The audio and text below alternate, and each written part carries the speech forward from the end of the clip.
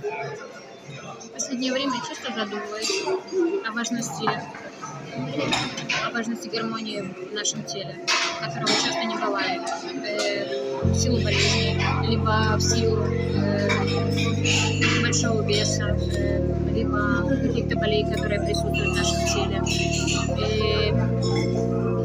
И всегда люди живут это ощущение, с ощущением, что необходимо, чтобы доктора им помогли избавиться от какого-то дискомфорта физического либо ментального, и самостоятельно не могут найти никакого решения для того, чтобы помочь самим себе.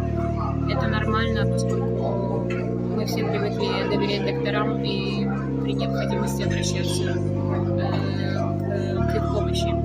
Надо понимать, что не все болезни с точки зрения медицины считаются излечимыми. Многие болезни заставляют человека жить свою жизнь в дискомфорте и без помощи терапевтов и препаратов, поскольку многие болезни не считаются излечимыми и возможно только помочь и уменьшить их эффекты. Так вот,